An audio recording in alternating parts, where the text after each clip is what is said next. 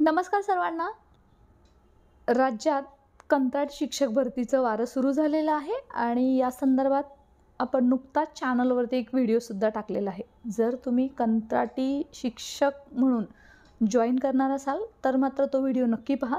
त्याचबरोबर अशा भरतीसाठी अप्लाय कुठे करायचं, त्याच्यासाठी कोणाला भेटायचं, आपल्या जिल्ह्यामध्ये ही भरती सुरू झालेली आहे, किती जागा आहेत याची माहिती कशी मिळेल, आणि अर्थातच ज्यांचं TET झाले आहे, CTET झालेलं आहे, D.Ed B.Ed असून हे जे काही क्वालिफिकेशन आहे तर त्यांना संधी मिळू शकेल का, या संदर्भात मित्रांनो हा व्हिडिओ आहे। जसं तुम्हाला कमिटमेंट दिलेली आहे की कंत्राटी भरती शिक्षक भरती संदर्भात जे काही अपडेट्स येतील ते तुम्हाला चॅनलवरती मिळतील। कारण सध्या पवित्र पोर्टल थ्रू भरती आहे, त्याला थोडाफार उशीर होईल आणि जे दुसऱ्या फेजमध्ये वाट पाहत आहेत त्याचबरोबर तिसऱ्या टेटची वाट पाहत आहेत त्यांनी संधी सोडू नये असं मला वाटतं। त्यानिमित्ताने तुम्हाला एक अनुभव येईल, एक्सपिरियन्स मिळून जाईल आणि त्याचा तुम्हाला येणाऱ्या काळामध्ये फायदासुद्धा होईल आणि आर्थिक थोडीशी मदतसुद्धा या भरतीच्या माध्यमातून नक्कीच होणार आहे। चला तर मित्रांनो सुरुवात करूया। मित्रांनो हे जे अर्ज आहेत ते तुमच्या जिल्ह्यामध्ये अवेलेबल आहेत का याची पहिल्यांदा चौकशी करा। असे काही जिल्हे आहेत त्यांचे ऑलरेडी अर्ज भरून घेतलेले आहेत, पंचायत समिती स्तरावरती हे अर्ज उपलब्ध आहेत।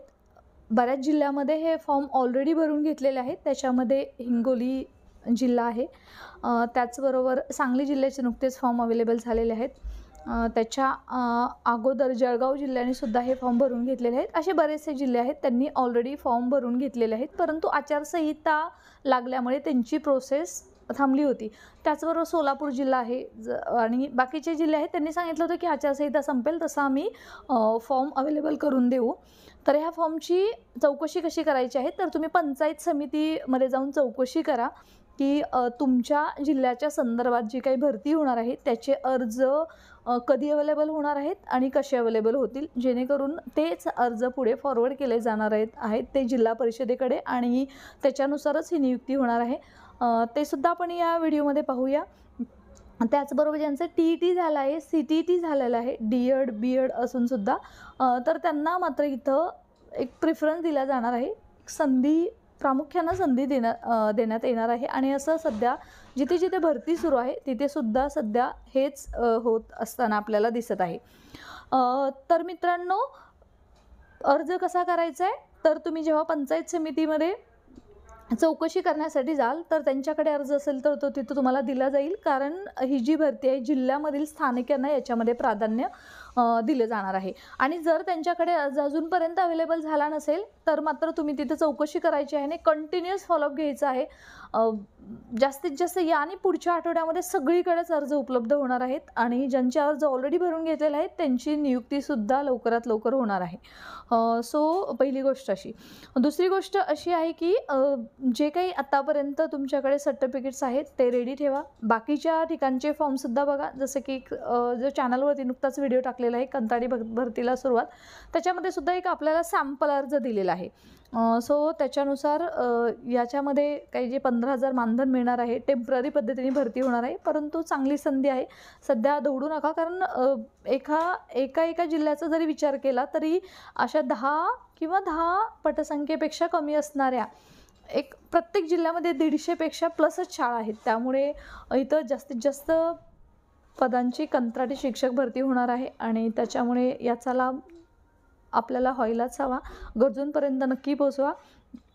तर मित्रांनो यानंतर अर्ज पडताळण्याची प्रक्रिया सुद्धा सुरू होणार आहे, म्हणजे एकदा तुम्ही अर्ज करायचा आहे, पंचायत समितीमध्येच अर्जसुद्धा सबमिट करायचा आहे, पूर्ण व्यवस्थित भरून फोटो चिटकून जे काही तुमचे डॉक्युमेंट्स आहेत ते सगळे अटॅच करून पंचायत समितीमध्ये सबमिट करून पंचायत समिती पुढे जिल्हा परिषदेकडे पाठवणार आहे। त्या संदर्भात आपण न्यूजसुद्धा पाहणार आहोत।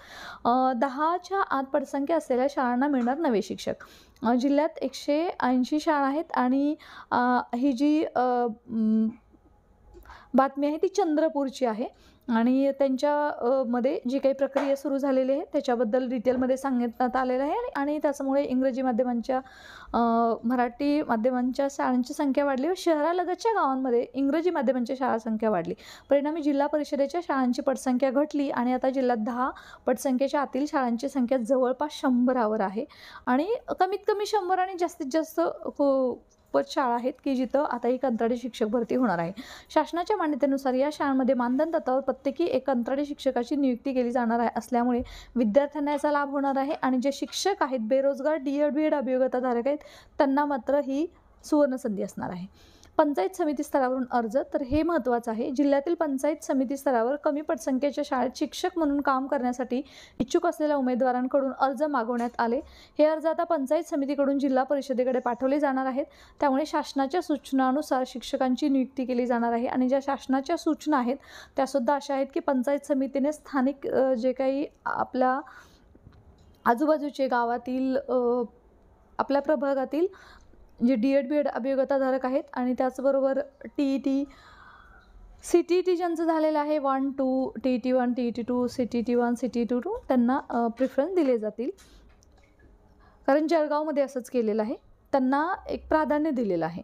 आणि त्यामुळे पुढं आहे की पंचायत समिती जिल्हा पातळीवर त्यामुळे शासनाच्या सूचनानुसार शिक्षक भरती सुरू आहे. कर्मचारी कामाला लागलेले आहेत. जशी की निवडणूक प्रक्रिया आटोपलेली आहे, शासकीय कर्मचारी आपापल्या विभागामध्ये कामाला गेलेले आहेत आणि आता मात्र त्यांना कंत्राटी कर्मचाऱ्यांसंदर्भात माहिती गोळा करण्याचं काम सुरू केलेलं आहे. आणि त्या संदर्भातच आता ही प्रक्रिया लवकरात लवकर सुरू होऊन एकदा का अर्ज अवेलेबल झाला, तुम्ही अर्ज पंचायत समितीमध्ये केला, तर तुम्हाला डॉक्युमेंट व्हेरिफिकेशनसाठी अर्ज पडताळणीसाठी तुम्हाला बोलवलं जाणार आहे.